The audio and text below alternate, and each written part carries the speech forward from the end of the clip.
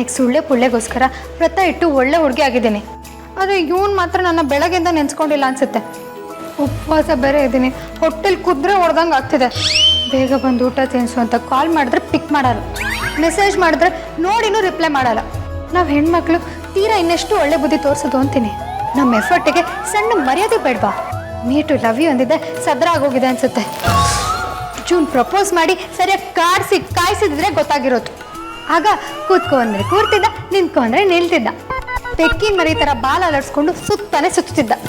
ಛೇ, ಮಿಸ್ ಮಾಡಿಬಿಟ್ಟೆ ವೇದಾಂತ್ ವಿಚಿತ್ರ.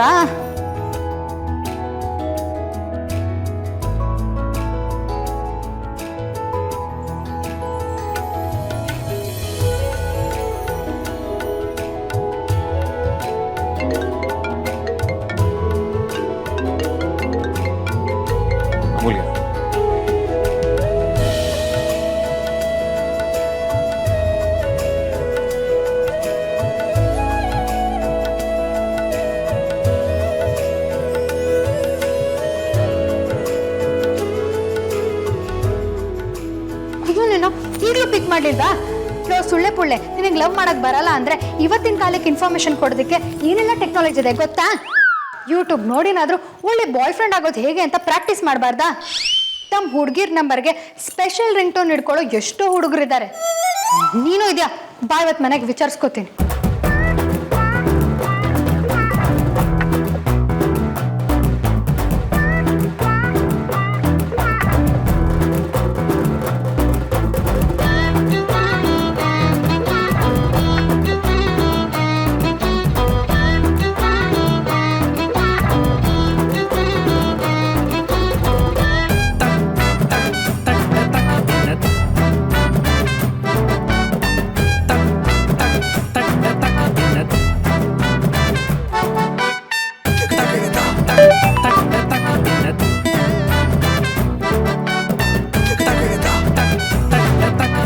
ಪುಣ್ಯಾತ್ಮ, ಬೇಗ ಬಂದ್ಬಿಡು ಮಾರಾಯ. ಬೇಜಾನ್ ಹಸುವಾಗ್ತಾ ಇದೆ. ಹೊಟ್ಟೆ ಖಾಲಿ ಆದ್ರೆ ನಮ್ಮ ತಲೆ ನೆಟ್ಟಿಗಿರಲ್ಲ ಅಂತ ನಿನಗೆ ಗೊತ್ತು ತಾನೆ.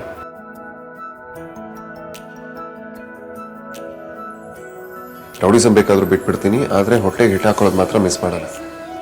ನಮ್ಮ ಪಾಲಿಸಿನೇ ಬದಲಾಯಿಸ್ಕೊಂಡು ಅತ್ತೆಗೋಸ್ಕರ ಉಪವಾಸ ಮಾಡ್ತಿದ್ದೀನಿ.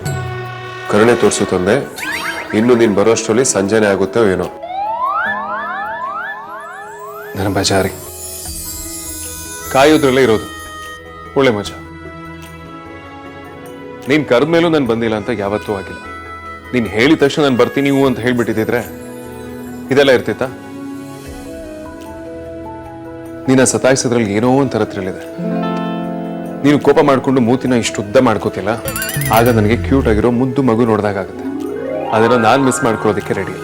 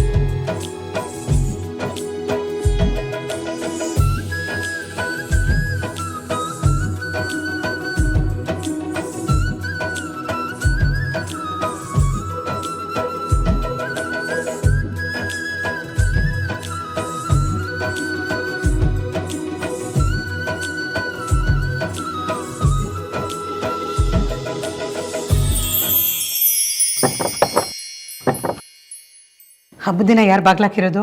ಅಮ್ಮ, ನಾನು ನೋಡ್ತೀನಿ. ನಾನು ನೋಡ್ತೀನಿ.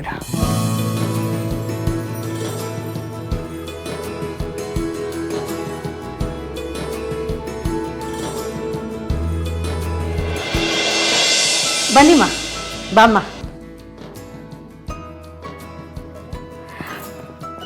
ನೀನು ಬಗ್ಗೆ ನಮಸ್ಕಾರ ಮಾಡಬಾರ್ದು. ಇನ್ಮೇಲೆ ಈ ಬಗ್ಗೋದು, ಭಾರ ಎತ್ತು ಕೆಲಸ ಮಾಡೋದು ಇವೆಲ್ಲ ಯಾವುದೂ ಮಾಡಬಾರ್ದು. ಹೆಣ್ಮಕ್ಳ ಸ್ಥಾನ ಹೃದಯದಲ್ಲಿರುತ್ತೆ, ಗೊತ್ತಾಯ್ತಾ? ಬನ್ನಿಮ್ಮ, ಬಾ ಪುಟ್ಟ, ಬಾ ಬನ್ನಿ. ಓ ರಾಧ್ಯ, ಅಮ್ಮ ನಮಸ್ಕಾರ. ನಮಸ್ಕಾರಪ್ಪ. ಎಲ್ಲ ಚೆನ್ನಾಗಿದ್ದೀರಾ? ನಿಮ್ಮ ಆಶೀರ್ವಾದದಿಂದ ನಾವೆಲ್ಲ ಚೆನ್ನಾಗಿದ್ದೀವಿ. ಪರಿ, 100 ಕಾಲ ಸುಖವಾಗಿ ಬಾಳಿ. ಎಲ್ಲ ನಿಮ್ಮ ಆಶೀರ್ವಾದ ಅಮ್ಮ. ಅಜ್ಜಿ ಮುತ್ತೈದೆ ಸಾವಿತ್ರಿ ಆಗಿರಮ್ಮ. ಅದಕ್ಕೆ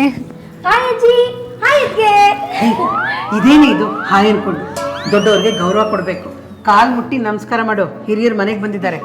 ಎಷ್ಟು ಹೇಳಿದ್ರು ಅರ್ಥ ಆಗಲ್ಲ. ಒಳ್ಳೆ ವಿದ್ಯಾವಂತಲ್ಲ. ಹೇಗಿದ್ಯಾ ಅಂಜು? ಕಾಲೇಜ್ ಯಾವಾಗ ಸ್ಟಾರ್ಟ್ ಆಗೋದು? ನಾನು ತುಂಬಾ ಚೆನ್ನಾಗಿದ್ದೀನಿ. ಅದಕ್ಕೆ ಇನ್ನ ಎಕ್ಸಾಕ್ಟ್ ಡೇಟ್ ಫಿಕ್ಸ್ ಆಗಿಲ್ಲ, ಶುರು ಆಗ್ಬೋದೇನೋ. ನಿಮ್ಗೆ ಟೀ ಕಾಫಿ ಏನ್ ಕೊಡ್ಲಿ? ಆರಾಮಾಗಿ ಕಾರಲ್ಲಿ ಬಂದ್ವಲ್ಲ, ಸದ್ಯಕ್ಕೆ ಏನು ಬೇಡ ಪರಿಮಳ. ಅದ್ಗೆ ನೀವು ಅಣ್ಣ ಬರೋ ತನಕ ನನ್ ಜೊತೆ ಬನ್ನಿ. ಅಣ್ಣ ನನ್ನ ಆರ್ತಿಲ್ ತೆಗ್ದಿದ್ ಫೋಟೋಸ್ ಎಲ್ಲ ತೋರಿಸ್ತೀನಿ. ಅಂಜು, ಅಣ್ಣ ತೆಗ್ದಿರೋದು ಅದಕ್ಕೆ ನೋಡಿರಲ್ವೇನೆ? ಪರವಾಗಿಲ್ಲ ಆರ್ತಿ, ನಡಿ. ಪರಿಮಳ, ಉಪವಾಸ ಮಾಡಿ ನಿಮ್ಗೆಲ್ಲ ಸುಸ್ತಾಗಿರ್ಬೇಕು. ಇವರೆಲ್ಲ ಆರಾಮಾಗೇ ಇದ್ದಾರೆ. ಸಂಕಷ್ಟಿ ಅದು ಇದು ಅಂತ ಇವರು ಅವಾಗವಾಗ ಉಪವಾಸ ಇರ್ತಾರೆ. ಆದ್ರೆ ಆದ್ಯ ಉಪವಾಸ ಮಾಡೋದಕ್ಕಾಗೋದಿಲ್ಲ ಅಂತ ನಮ್ಮ ಅಮ್ಮನೂ ಉಪವಾಸ ಇದ್ದಾಳೆ. ಅವಳದೇ ಸ್ವಲ್ಪ ಕಷ್ಟ.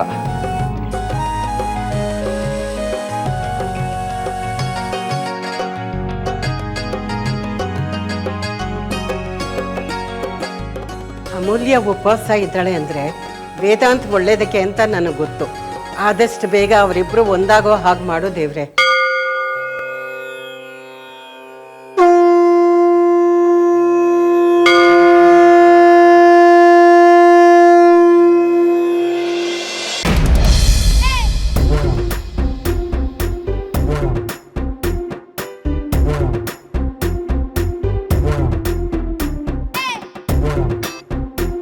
ಅದ್ರ ಪ್ರಾಕ್ಟೀಸ್ ಆಗಿ ತುಂಬಾ ಅಭ್ಯಾಸ ಆಗ್ಬಿಟ್ರೆ ಅದು ಚಟ ಆಗುತ್ತೆ ಅನ್ನೋದಕ್ಕೆ ಇದೇ ಸಾಕ್ಷಿ. ಮದುವೆ ಆದ್ಮೇಲೆ ಈ ತರ ಸರ್ಕಸ್ ಮಾಡ್ಬೇಕಾಗುತ್ತೆ ಅಂತ ಯಾವನಿಗೆ ಗೊತ್ತಿತ್ತು?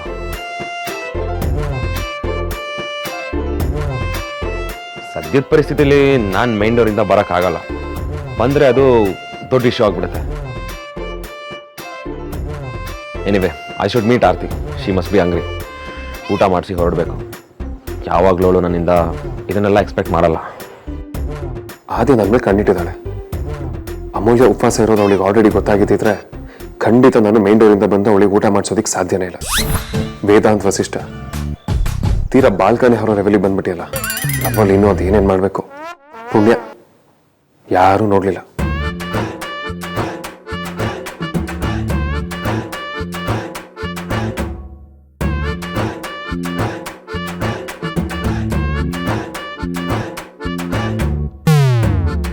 ನೀನಾ